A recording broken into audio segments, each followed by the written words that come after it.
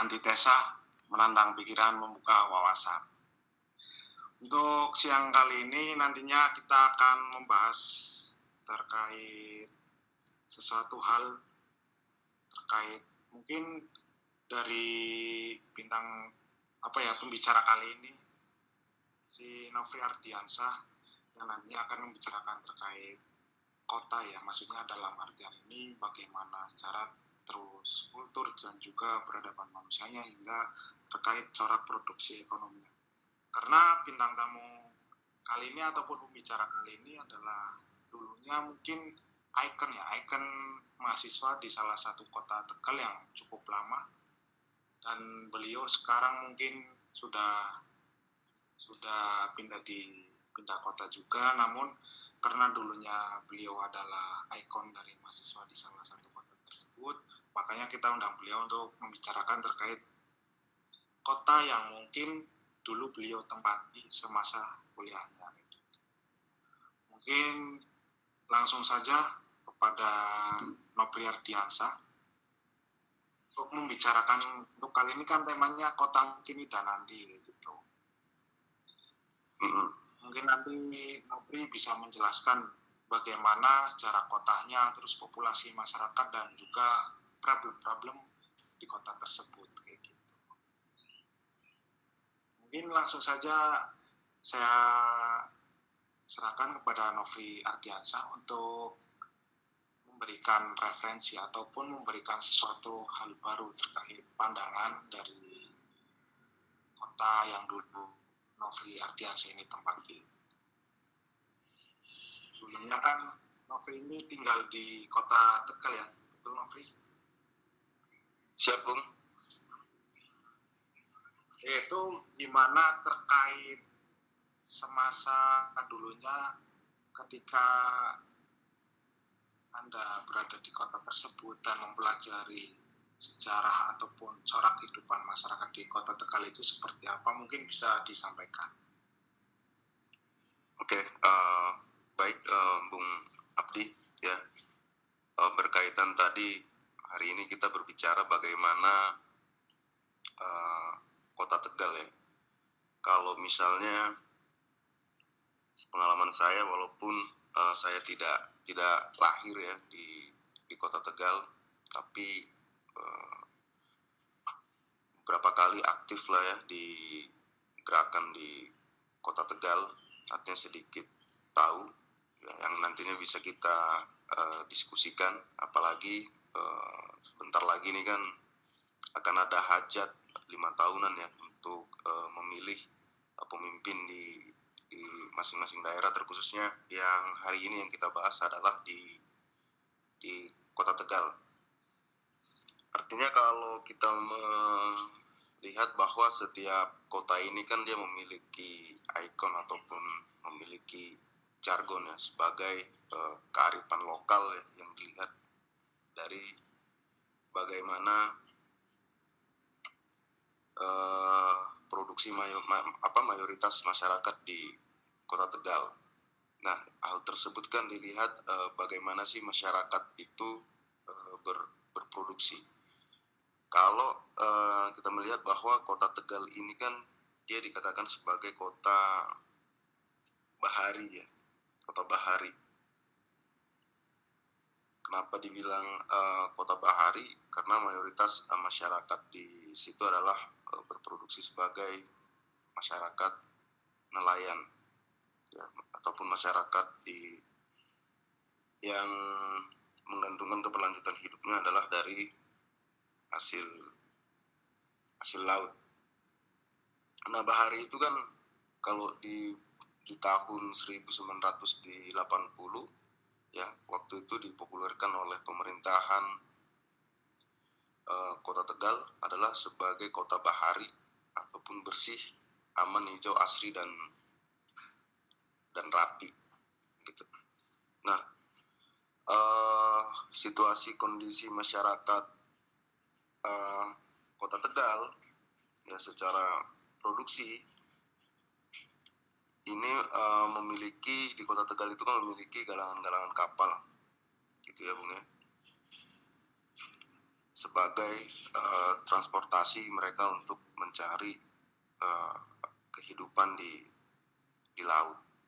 Mungkin itu sih Bung, kalau untuk dicorak masyarakat di Kota Tegal ya, yang saya ketahui.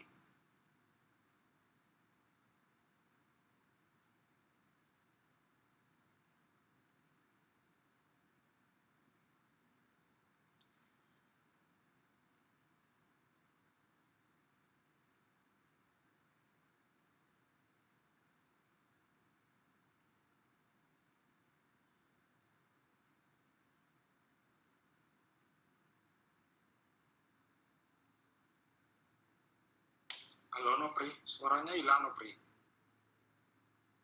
Hah? Suaranya hilang. Tes.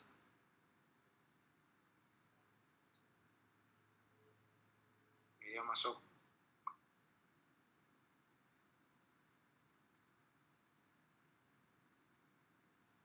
Ya tadi yang seperti yang ditanyakan, bagaimana sih kondisi masyarakat Kota Tegal.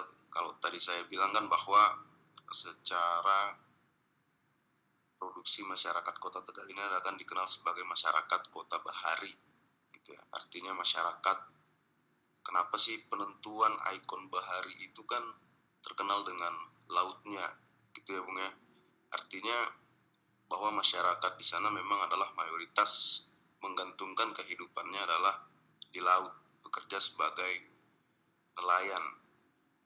Ya, mereka adalah yang bekerja yang memang mayoritas masyarakat tersebut menggantungkan nasibnya adalah dari hasil laut gitu. Kalau dilihat dari maksudnya corak masyarakatnya kan mungkin ada beberapa kendala yang mungkin Novi sendiri itu pernah meneliti ataupun pernah menganalisis apa sih maksudnya permasalahannya dan apa sebenarnya yang harus diberikan terhadap masyarakat di Kota Tegal yang terkenal dengan masyarakat bahari tersebut kayak gitu.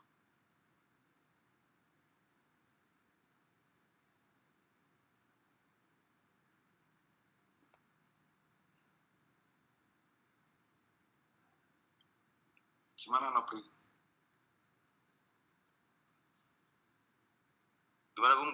Gimana Bung? Maksudnya kan mungkin dari Novi sendiri kan terkait tadi pembahasannya kan sejarah bahwasanya masyarakat di Tegal itu terkenal dengan masyarakat bahari karena di dekat daerah pesisir kayak gitu lah. Mungkin dari Novi sendiri apakah sudah pernah maksudnya kayak sedikit menganalisis ataupun melakukan penelitian bahwasanya masyarakat di kota tersebut sebenarnya problemnya apa nih dan mungkin perlunya solusi apa kayak gitu yang cocok dan mungkin ataupun peraturan yang harusnya bisa diterapkan yang cocok dengan kota Bahari di Kota Tegal kayak gitu. Oke, kalau berkaitan problem ya yang pernah saya ketahui di masyarakat, terkhususnya adalah yang berada di zona bahari ya, di masyarakat pesisirnya di kota Tegal.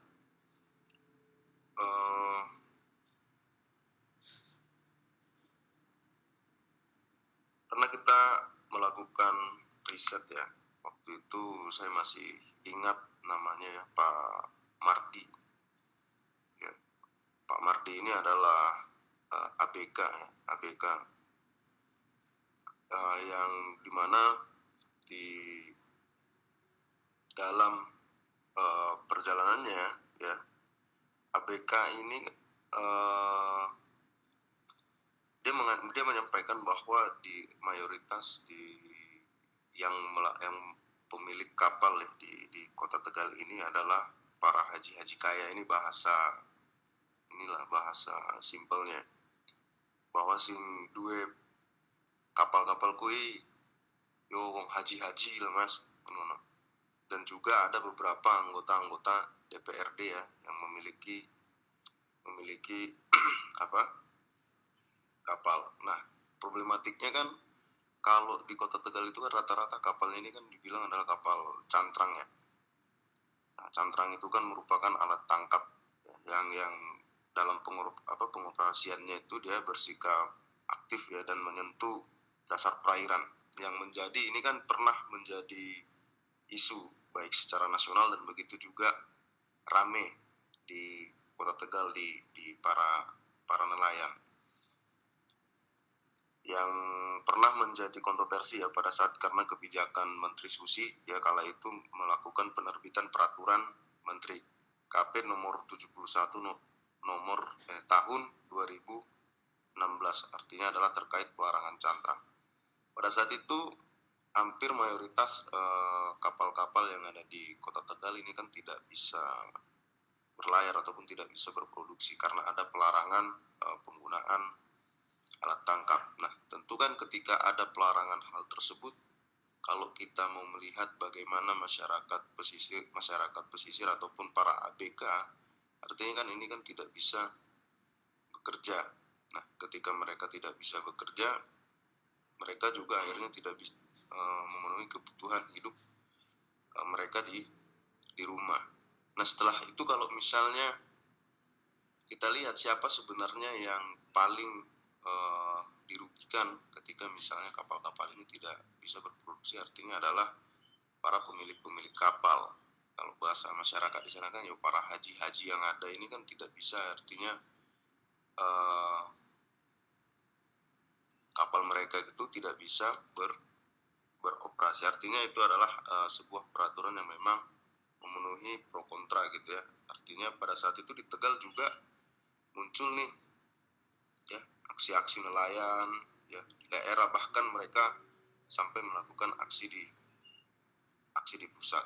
Walaupun misalnya pada saat itu aksi tersebut ya baik juga Pak dimobilisasi oleh pemilik kapal ya karena memang di segi lain ketika misalnya peraturan menggunakan alat cantrang itu dilarang ya tentu masyarakat di sana yang bekerja sebagai masyarakat ABK ya nggak bisa untuk melakukan pekerjaan. Cuma memang konteks persoalan itu tidak tersentuh di daerah ya karena memang peraturan itu adalah dibuat oleh peraturan yang ada di pusat gitu, Bung Abdi. Iya, kalau itu kan maksudnya yang selama ini Nofri, maksudnya Anda mengetahui lah terkait permasalahan tersebut itu. Kalau tadi saya menyebutkan kan bahwasanya dulu Anda itu kan seorang maksudnya bisa dikatakan sebagai ikon dari mahasiswa kayak gitu. Mungkin kan pandangan Nofri kayak gitu untuk memberikan sedikit referensi kayak gitu kepada mungkin karena untuk sekarang kan mungkin harusnya ada ya orang-orang yang mungkin bisa sepertimu lagi yang bisa menjadi ikon nih mahasiswa yang terkait dia tahu permasalahan di kota tersebut, dia mau menganalisis, dia mau belajar terus, dia juga mau melakukan aksi kayak gitu. Menurut Nofri sendiri nih, bagaimana sih harusnya keterlibatan mahasiswa untuk memecahkan masalah-masalah yang tadi Nofri sebutkan? Keterlibatannya mahasiswa itu gimana? Karena kan dulu kau juga sebagai ikon mahasiswa kayak gitu kan bisa menganalisis, bisa ikut serta kayak gitu. Mungkin bisa diberikan maksudnya pandangan ataupun apa gitu untuk sekarang itu. Kalau ikon apa? Kau kan dulu sebagai ikon apa ya? Mungkin ikon megang poha apa megang megapon gitu ya kan. Aku tahu nanti dibuat jadi ikon di ini gantiin patung apa itu. Kalau kau kan jadi ikon mahasiswa, setiap kali ada permasalahan di kota tersebut terkait yang emang merugikan dari masyarakat, kok pasti hadir kayak gitulah. Mungkin di sekarang itu bagaimana sih harusnya keterlibatan mahasiswa lah kayak gitu dalam memecahkan suatu permasalahan atau mengatasi masalah-masalah tersebut gitu. Harus ada keterlibatan yang seperti apa kayak gitu kan. Kau juga bisa memberikan referensi untuk yang sekarang gitu. Kalau hal tersebut ya sebenarnya empati aja sih ya. Kalau kita ngomongin ya seperti tagline kita kan kotamu kini dan nanti gitu ya. Iya. Mana ya tagline-nya? Kotamu? Kotamu, kotaku kini dan nanti. Nah, artinya kan kotamu kini dan nanti. Itu kan artinya adalah sebenarnya pernyataan yang sangat mendalam ya, sebagai bentuk refleksi. Artinya mau seperti apa nanti kota kita, kita kan memiliki kontrol ya terhadap bagaimana keberlanjutan daerah kita nantinya, kan begitu nih. Intinya kan ketika kita mulai untuk memikirkan ke sana, apa yang harus kita lakukan gitu, apa yang bisa kita kasih kontribusi, apa yang bisa kita kasih kontrol terhadap yang sesuai dengan kapasitas yang kita miliki, kan begitu nih. Nggak jauh-jauh ya, problem ya, pasti problem itu akan ada gitu ya. Nggak mungkin dalam berjalannya sebuah kepemimpinan di daerah itu tidak ada problem gitu. Nah, bagaimana ya kita merespon problem tersebut. Nah, kalau kita misalnya lihat di kota Tegal ya, saya jujur aja ketika saya masuk ke kota Tegal, saya melihat kota Tegal itu adalah kota yang metropolitan gitu ya. Ada semua ketua di situ, ya kan? Ada apa aja contohnya? Ngeri lah di sana ya kan. Karaoke-nya banyak, terus ya wisata kuliner, wisata lah terkhususnya ya. Terus mallnya juga banyak. Padahal kota ini hanya 4 kecamatan aja ya di Tegal itu ya. Kecamatan Margadana, Tegal Timur, Tegal Barat, sama apa setelah kecamatan itu. Hanya 4 kecamatan saja sebenarnya kota Tegal itu, tapi di dalam kota itu yang baik secara wisata gitu ya, itu sangat cukup banyak. Makanya pada saat itu saya menganggap apakah memang masyarakat Kota Tegal masyarakat yang memang dominasi konsumtifnya cukup tinggi gitu. Padahal kalau kita lihat di UMR kota itu kan kecil ya. Sekarang aja mungkin udah masih di angka 19 apa udah kedua gitu. Tapi dengan fasilitas yang cukup banyak gitu ya di Kota Tegal, kan nggak rasional banget lah dengan wisata hiburan, wisata kulinernya, wisata hiburannya gitu ya. Sampai malah dulu kan tagline Kota Tegal itu kan 1000 apa ya, PKLC gitu ya. Tepat, karena memang ya tadi. Istilah itu dari mana ketua? Saya juga baru dengar aja gitu ya kan. Kota Tegal, kota 1000 LC gitu. Padahal ya kotanya kecil gitu. Artinya memang tiap malam karaoke itu penuh mungkin di sana gitu ya. Nah, artinya memang kota ini selain dia ikonnya kota bahari, dia juga memiliki ikon itu adalah ikon negatif lah ya. Maksudnya dia dikatakan sebagai kota 1000 LC gitu. Artinya memang kota itu juga menampung juga ternyata ya kan orang daerah lain yang berprofesi sebagai penyanyi untuk kerja di sana, karena memang itu tadi wisata kulinernya, terus wisata dunia malamnya memang rame, padahal secara geografis kota itu sangat kecil gitu loh. Tapi kayak gini Nobri, ketika kau diberikan kesempatan gitulah, kau mungkin seperti dulu lagi ya, ketika kau masih menjadi apa ya, dulu kan kau terkenalnya sebagai ikon mahasiswa kayak gitu, terus melihat masalah ataupun problem sekarang yang terjadi, kayak terkuaknya banyak kasus-kasus korupsi kayak gitu, apa yang akan kau lakukan Nobri ketika kau mungkin apa ya istilahnya ada kesempatan lagi di posisi tersebut atau kembali lagi di posisi tersebut, apa yang akan kau lakukan? Kalau kembali sih nggak lebih enak posisi back sebenarnya. Enggak, kalau sekarang kan mungkin apa ya, ya banyak problem lah yang terjadi, kayak terpapanya kasus korupsi, terus banyaklah kasus-kasus korupsi di Kota Tegal. Mungkin apa yang akan kau lakukan kayak gitu ketika kau diberi kesempatan untuk terjun lagi di yang maksudnya apa ya, untuk berjuang lah kayak gitu. Kalau masalah problem korupsi di Kota Tegal itu juga sepaham saya ya, 3 periode kayaknya itu Kota Tegal itu terjerat ya pemimpinnya ya di kasus korupsi. Dan itu juga adalah ya, pada saat itu juga gerakan masyarakat Kota Tegal juga masif ya, menuntun agar persoalan kasus korupsi di Kota Tegal itu terselesaikan, dan ya memang terselesaikan, ditangkap. Misalnya kalau kita lihat dari data ICW itu ya, dari Corruption Watch, yang pertama kasus korupsi itu di Kota Tegal pada saat kepemimpinan M. Jakir ya, menjabat di periode 95 sampai di 2000 gitu. Ya, ada 3 kasus korupsi ya yang menjeret pemimpin pada saat itu adalah proyek ganti rugi tanah Polsek di Tegal, terus ada proyek Dasa Wisma ya, terus ada proyek penanggulangan dampak kekeringan dan masalah ketenagakerjaan. Itu adalah kasus pertama di periode kepemimpinan di Kota Tegal yang terlibat di dalam kasus korupsi. Terus yang kedua, saya juga dulu pada saat itu dengar ya kasus Bokong Semar ya. Apa itu?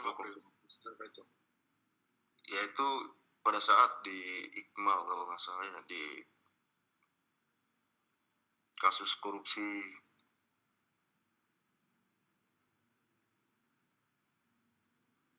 kasus ya. Bokong Semar, namanya unik tapi itu Nobri. Ya, itu pada saat tahun 2014 itu terlibat kasus tukar guling ini, lahan aset daerah itu tempat pembuangan air di waktu itu loh, di daerah Tegal Sari itu kan istilahnya adalah kasus Bokong Semar. Itu nominalnya juga nggak main-main itu ya, nominalnya kalau dari data ICW itu nominalnya 35M ya, artinya kerugian negara tercapai 43M gitu. Ya kan, 43M hanya diponis 5 tahun, kan gila. Artinya dia mau lepas menjabatnya dia cari dulu dana darurat tuh ya kan. 43M awak cuma di 5 tahun. Pintar juga memang dia tuh. Dia udah tahu nih dia mau kalah, sikat dulu lah Bokong ini katanya. Dikira Bokong apa yang mau disikat kan, ternyata Bokong Semar. Itu istilahnya Bokong Semar ya. Artinya proyek yang untuk penanggulangan sampah aja itu pun dikorupsi ya, demi ya, diambil 35M ya, paling kotor-kotornya saya terima 20M, cuma dibalas cuma 5 tahun, kan lumayan loh.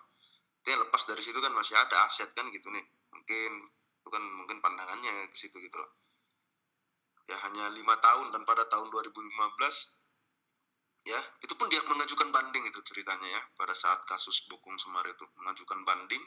Kalau putusan pengadilan tindak pidana korupsi Semarang itu memvonis 5 tahun penjara ya, itu pun dibanding, udah korupsi kayak gitu pun mengajukan banding lagi ya. Tapi pada saat dibanding ya, nah dalam putusan bandingan itu justru bertambah menjadi 8 tahun ternyata di sini. Berarti banyak kasus emang apa ya istilahnya, jadinya kurang terselesaikan ataupun ya samar lah menurutku kalau tadi yang seperti apa yang kau katakan kayak gitu. Nah, maksudnya gini, tadi tuh dia di penjara 5 tahun, dia minta banding, malah pas minta banding ini kok malah nambah gitu ya, 8 tahun. Ekspektasi dia, saya korupsi nih, paling nanti cuma 5 tahun nggak kerasa ya kan. Nanti mungkin roomnya dikira nanti kayak room di itu ya kan, di apa itu, Paradiso apa ya. Mungkin room dia di sana kan, saya korupsi nanti roomnya kayak room karaoke gitu. Ternyata nambah 8 tahun gitu. Berarti secara dilihat emang apa ya, kasus-kasus yang terjadi terutama kasus korupsi tadi seperti apa namanya itu bokong semar itu kan maksudnya di media juga mungkin beritanya kan banyak kayak gitu. Cuma kan untuk terkhususnya kayak apa ya, mungkin sebagai pemuda lah, kau bisa dikatakan sebagai pemuda Tegal, walaupun kau bukan asli Tegal, kau juga udah lama di Tegal dan mempelajari maksudnya dari segi sejarah, terus segi problem di masyarakat tersebut, masyarakatnya apa, kau pelajari semuanya kayak gitu. Menurutmu Nina Pri, kalau di kota Tegal sendiri nih, itu apa ya maksudnya kayak peran budaya lokal dalam untuk ikut, maksudnya ikut serta gitu untuk bersama, mungkin sebagai, kalau aku bahasnya di sini lingkupnya mungkin karena dulunya kau mahasiswa ya, peran budayanya ini untuk dalam, maksudnya dengan mahasiswa itu harus berbarengan atau gimana nih Nobri, maksudnya peran budaya lokal di kota Tegal itu menginspirasi nggak selama ini gitu? Dalam mungkin kayak melihat problem seperti yang kau bicarakan tadi, terus agar bisa menumbuhkan rasa empati untuk terlibat ikut serta kayak gitu dalam mengatasi permasalahan-permasalahan di kota Tegal. Oke, nah tadi saya lanjut dulu yang berkaitan kasus korupsi ya di Tegal. Kan setelah dari kasus Bokong Semar itu kan pemimpin selanjutnya kan juga dia di sisa akhir jabatan itu kan terkena kasus korupsi lagi tuh. Kalau ini my mother gitu ya, mothernya kota Tegal kan. Ya bunda-bunda ya kan, panggilannya udah bunda dulu ya kan. Berarti Siapa itu ngaku? Ini Bunda Sita, ini kan terkenal bunda juga. Waktu itu saya kan di Tegal itu adalah pada saat kepemimpinannya bunda ini. Nah ternyata kena juga ya kan. Nah ini proyek kesehatan lagi yang di apa, kasus suap gitu ya, kasus suap proyek kesehatan di RSUD di Rumah Sakit Kardinah di Tegal. Padahal kalau yang ditaksir itu nominalnya nggak gede amat gitu bunda ini, main-main kecil. Kalau bunda ini memang sukanya main-main kecil mungkin ya, cuma 300 juta bet kecil. dia ini sukanya memang mainnya bet kecil kalau bunda ini ya, nggak kayak tadi apa, kalau perempuan dipanggilnya bunda, kalau laki-laki apa berarti ya? Apa? Ayah Ya. Kalau tadi ayah yang sebelum bunda Sita itu ya main-main gede, nggak suka main-main kecil ya kan? Nah itu makanya itu kan dulu terkenalnya kan kasus OTT itu ya. Kalau OTT wali kota artinya memang selama 3 periode terakhir itu Sita itu ya terjebak di kasus korupsi, dan yang sampai saat ini yang belum apa ya, kita juga nggak mengharapkan lah ya, ini kan sekarang Papih, ini terkenalnya Papih ya. Kalau Pak Dedion kan terkenalnya Papih, mungkin aman lah karena joget terus kan, nggak ada yang berani. Nah terus tadi berkaitan pertanyaan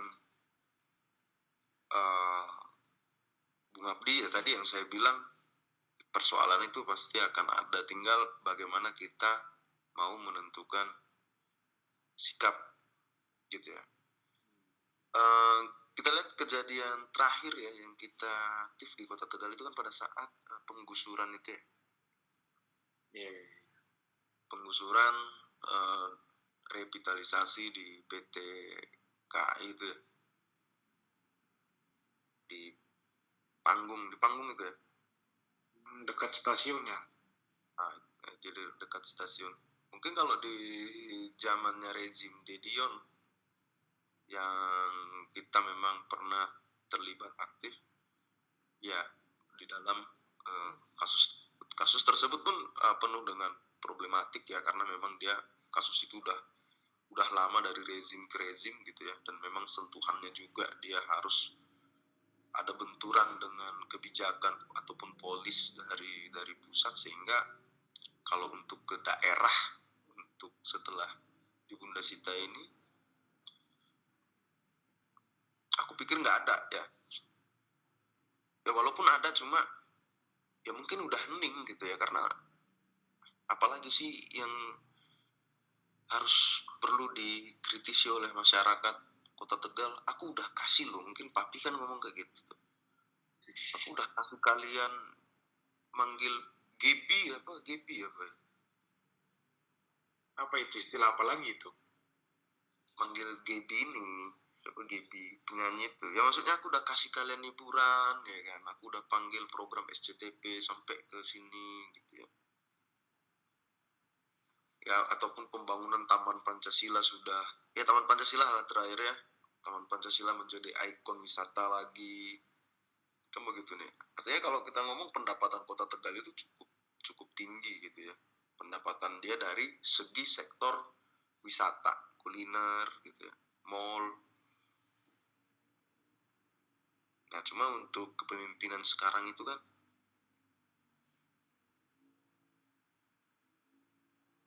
seperti nggak ada persoalan kan, lihat di Kota Tegal.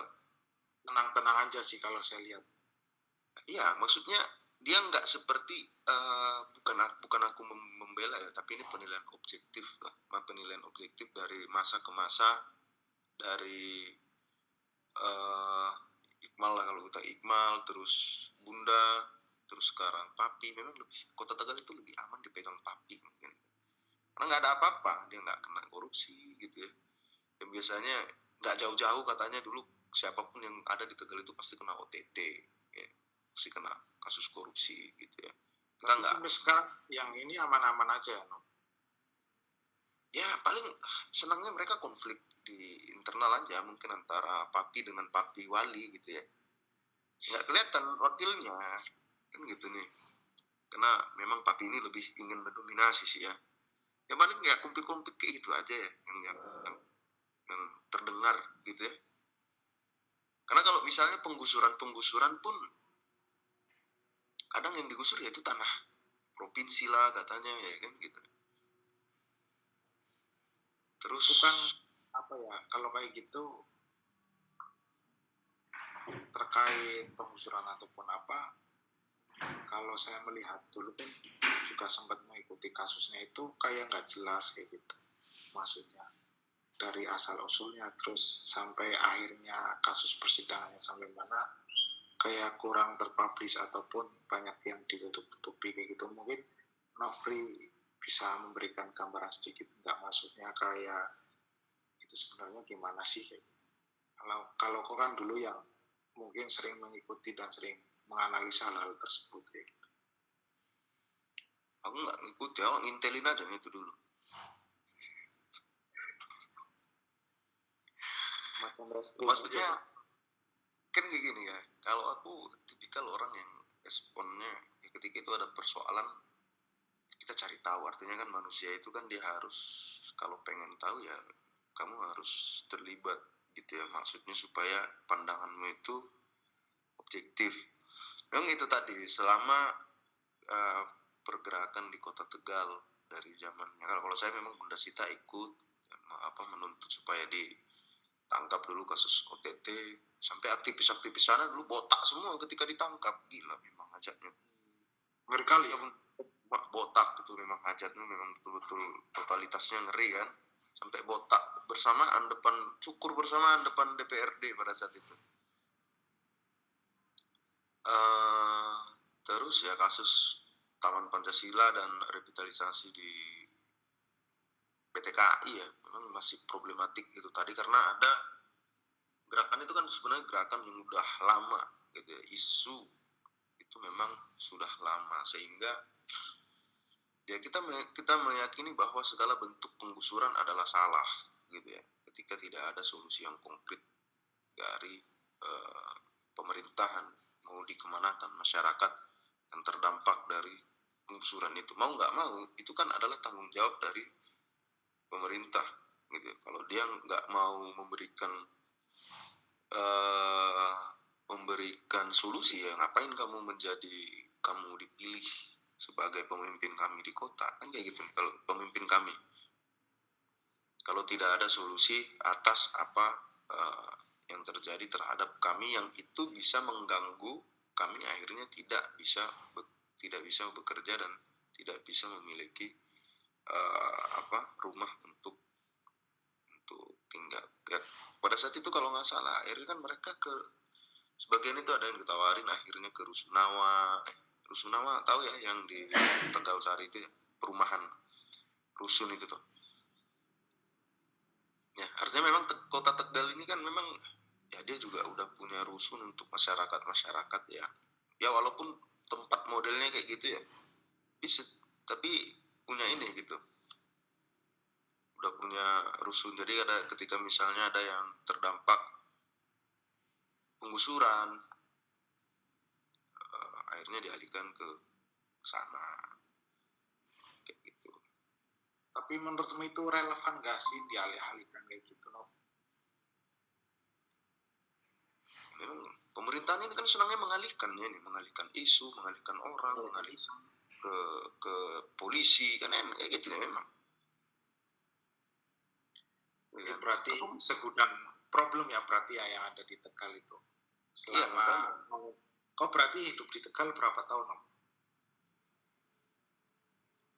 Sebenarnya sih berapa? 6 tahun. 6 tahun apa 10 tahun? 6 lah. 6 tahun. Iya, makanya tadi problematiknya kan di kota itu gitu, pemerintahan kalau bilang mengalihkan ke sini, ya tadi memang pemerintahan kerjanya mengalihkan isu, mengalihkan kemana gitu ya, alihkan dulu ke kepolisian, ya kayak gitu aja.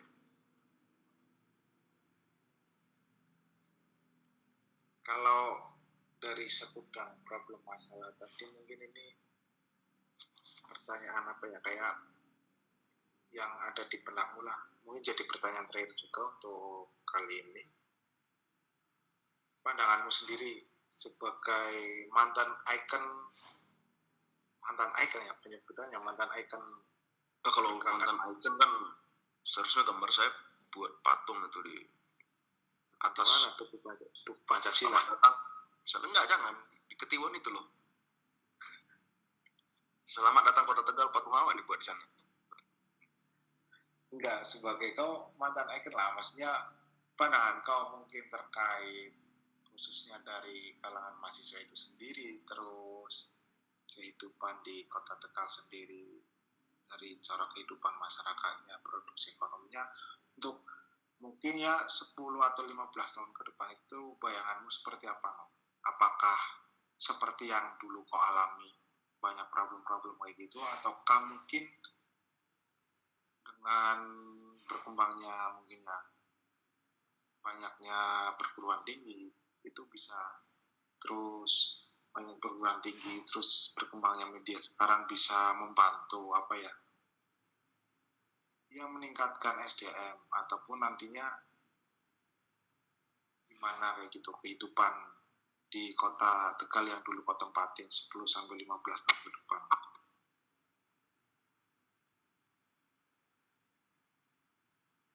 Membayangkan sih tidak bisa ya. Membayangkan ya, kalau pandanganmu dilihat dari kondisi dulu dan nantinya itu seperti apa kemungkinan. Tapi itu tadi, setiap zaman pasti akan ada orangnya, dan setiap zaman pasti memiliki persoalan. Oke, ada persoalan yang berbeda ataupun ada persoalan yang sama. Makanya kan kita harus terus belajar dari sejarahnya gerakan agar kita tidak terjebak dalam situasi ataupun kondisi kesalahan yang sama. Kalau kita mau ngomong, Tegal itu kan komplit ya kotanya ya, kampusnya ada, ayamnya juga banyak kayak gitu ya. Ayam apa itu, geprek? Iya, ayam geprek ini kan udah banyak di sana muncul gitu. Artinya sebenarnya kota Tegal ya, Pantura ini misalnya dari Pemalang terus Brebes, kota Tegal. Artinya kan kalau mau pusat perbelanjaan yang paling dekat itu kan ke kota Tegal ya kan. Artinya mobilisasi ekonomi, ya dia mau ke mall, dia mau ke bar, dia mau kemana, ini kan di kota Tegal nih mayoritasnya, artinya dia bisa menjadi sentral. Nah, di dalam segi pendidikan pun kalau mau kita ngomong kampus itu ya cukup besar ya, dibilang cukup besar ya di Tegal. Artinya ya mobilisasi dari tingkatan usia produktif, misalnya dia mau berkuliah ataupun dia mau bermain, itu mobilisasi di kota Tegal itu cukup banyak. Artinya bisa menjadi sentral gitu ya, bisa menjadi sentral. Kalau tadi kaitannya dengan ngomongin gerakan gitu ya, artinya sebenarnya yaitu tadi kan di sana ada kampus ya namanya UPS gitu ya. Sekarang banyak kampus di sana. Nah, tapi tetap misalnya alma mater kuning UPS itu haruslah memang dia menjadi ruang-ruang aktif, dia tetap harus menjadi ruang-ruang diskusi mengenai persoalan-persoalan yang ada di daerah. Enggak itu melulu di kota, bisa juga di kabupaten, bisa juga di Pemalang, ataupun bisa juga di Brebes gitu ya. Artinya banyak masyarakat itu yang memang yang mengharapkan, terkhususnya adalah pemuda dan ya mahasiswa lah sebagai apa ya, agent intelektual ya. Saya bilang intelektual bukan agen objek ya, tapi ya dia intelektual karena dia berpendidikan tinggi. Artinya memang dia harus tetap menjadi kajian.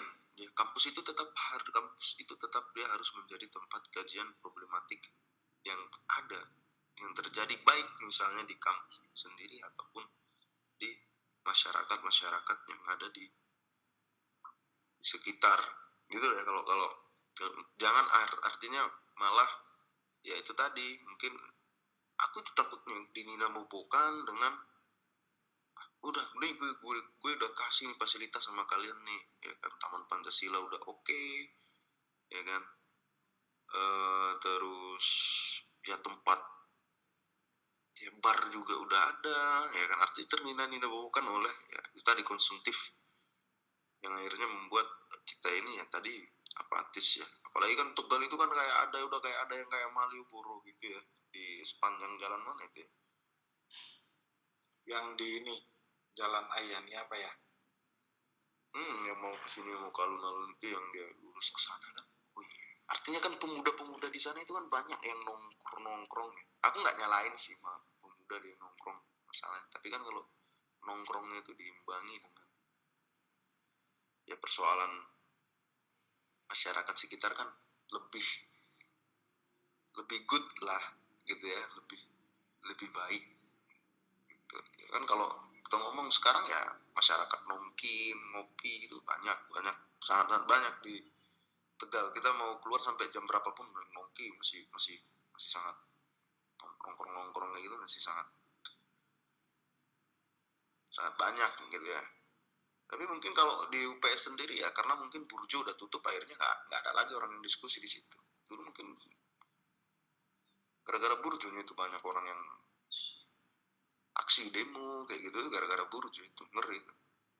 Berarti khususnya untuk kalangan pemuda seperti mahasiswa diperbanyak ruang-ruang lingkup belajar kayak diskusi kayak gitu ya. Ya, tentu itu harus tetap ya kan. Yang harus dilakukan ya kajian itu ya tetap harus ada di kampus. UPS itu harus dia jadi ikon sebuah lembaga yang harus tetap mengkaji persoalan-persoalan yang ada di masyarakat ya. Namanya kampus ya tadi tuh, dia harus menjadi pusat kajian atas ya, nggak harus melulu persoalan mengkritis kebijakan tentu, tapi ya, kreasi teknologi ya kan, kayak Krenova ya tetap kan UPS juga terlibat aktif ya, Krenova kayak gitu tuh kan juara kan. Heeh. Ya maksudnya memang harus ada lahir perguruan tinggi ke sana. Setidaknya tidak bisa kamu blokir Pantura ya, kamu kasih solusi apa kayak gitu ya. Barangkali nanti yayasan kita, "Ya udah apa itu, misalnya ini kejadian terjadi korupsi misalnya, kita nggak menginginkan itu ya. Udah nih, mahasiswa UPS semuanya turun. Lu nongkrong aja tuh, tutupin aja tuh jalan yang ada di Pantura kita itu ya. Udah enak lah." Jadi harus ada tindakan juga ya dari kalangan-kalangan, mungkin dari mahasiswa, karena kau harus bisa nih memberikan referensi juga kepada mereka gitu. Ya Karena kau terkhususnya dulu kan menggebu-gebu terkait hal-hal semacam itu. ya harus menggebu-gebu ketua, karena kalau nggak menggebu-gebu ini ya nanti kita yang digubuk-gubuk, dipukulin kan gitu. Terus ya untuk saran lah, hari ini kan bentar lagi kan hajat gitu ya, artinya adalah hajat, kalau dibilang demokrasinya Indonesia, demokrasinya rakyat gitu ya, bahasanya kan gitu ya, artinya hak memilih pemimpin ya, ini kan bentar lagi nih gitu ya. Kalau ya dilihatlah, dicek bagaimana track record yang ada hari ini. Jikalau memang tidak ada yang cocok bagimu, kamu coblos kan kayak gitu nih ya. Ini kan untuk hajat selanjutnya ya. Jika ada yang cocok ya kamu coblos, tapi coblos semua kan gitu nih. Coblos saja semua kalau hari ini ya, karena itu tadi mungkin perlu ada para ya setidaknya inisiator dari masyarakat sana lah ya. Kalau mau dilihat calon-calon hari ini kan di Kota Tegal itu kan udah mulai kelihatan itu ya. Sampai kemarin benar atau nggak benar saya lihat ya, belum tervalidasi sih ya kebenaran, Didion dicalonkan PKS. Ketawa, apakah PKS sudah terdoktrin joget? Aku tahu nanti gimana nih, ada mungkin nanti mau dibuat joget syariah kayaknya, itu ada itu ya. Tapi Kalau itu mah apa ya, kepentingan tertentu lah mungkin, karena bisa sampai situ gitu. Aku kan nggak masuk ini ku pikiran dulu, iya masa iya PKS sih, emang nggak ada lagi yang agak-agak wah masa iya PKS.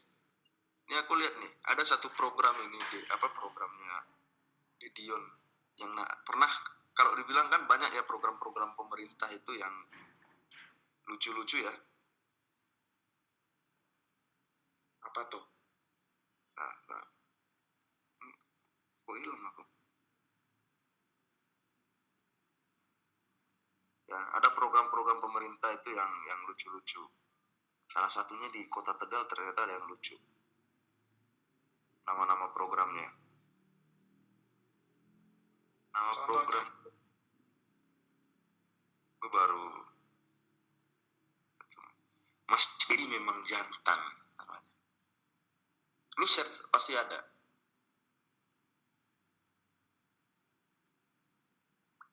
Kalau dibaca Mas Dedi memang jantan. Maksudnya gimana itu, no? Jadi ini aplikasi ya. Dedi ini kan namanya wali kota ya, wali kota Tegal ya. Iya. Ya, Dedi ini kan nama wali kota ya. Dedion. Aplikasi ini merupakan singkatan dari program masyarakat berdedikasi memperhatikan angkatan kerja rentan. Makanya dibuat Mas Dedi memang jantan. Memang Dedinya itu kan dedikasi gitu ya. Jantannya gini. Jantan.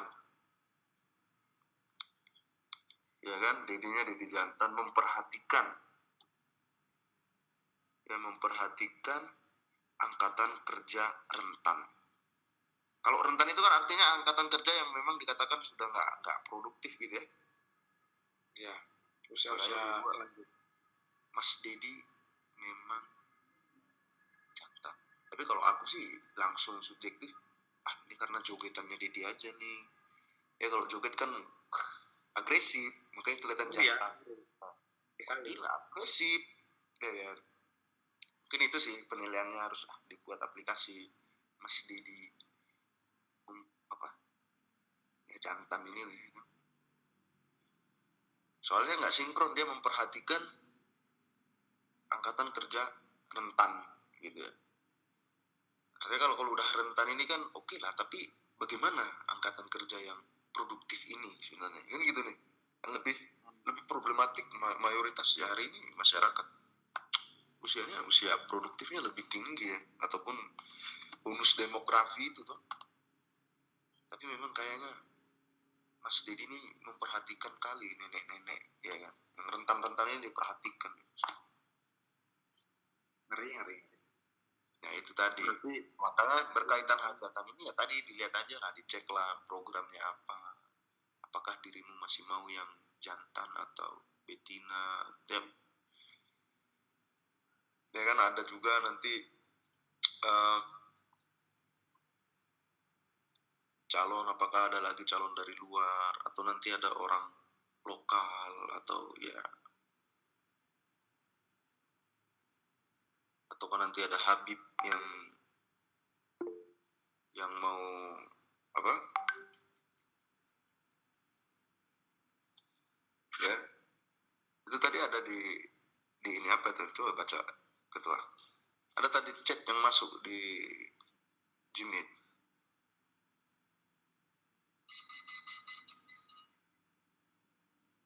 Infonya biduan dangdut omsetnya menurun karena Pak Dedi jantan udah enggak. Itu tadi ya kan, ini menurun omset karena ya tadi ya kan, mungkin ya kalau dulu Pak Dedi masih di wali kota ya mungkin ada setiap Kamis dangdut di kantor wali kota gitu ya. Jangan kan kantor wali kota, kantor di pusat aja ada penyanyi dangdutnya. Kantor mana itu ya? Banyak itu sekarang ramai terjadi. Di pusat itu yang kemarin kasus itu, siapa ya itu, menteri? Banyak, bukan hanya menteri yang sawer-sawer biduan kayak gitu, banyak pakai anggaran-anggaran desa, anggaran-anggaran APBD. Ya. Enggak. Dan dia itu, dia biduan tapi jadi staff juga gitu loh. Walaupun nggak PNS ya. Enggak PNS itu. Jadi dia dapat gaji per bulan, itu tadi kerjanya cuma nyanyi gitu ya. Emang berarti kayak gitu ya, Nok? Maksudnya ini karena waktu aja mungkin dari segi pandanganmu terkait mungkin 10-15 tahun ke depan, mungkin dari kalangan pemuda ataupun mahasiswanya diperbanyaknya forum-forum diskusi kayak gitu.